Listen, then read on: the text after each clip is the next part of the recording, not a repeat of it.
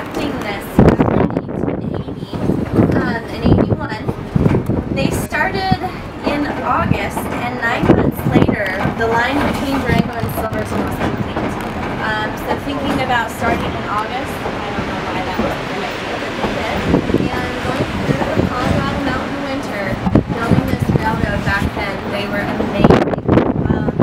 That shows you how motivated they were to get this in quickly to get all that money out of Silverton. They were mining a lot. Gold, silver, lead, and zinc were the 4 main ores mined from Silverton. They needed to get all that ore down to where the smelters were set up down in Durango.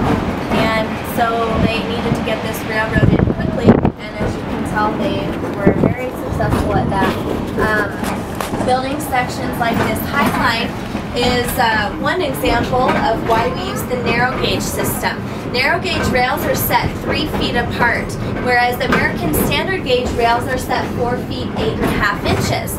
That width comes from Roman times when they used to pull chariots, and so that's how far apart the horses' backs were set. The wheels on the chariots were all set 4 feet 8.5 inches.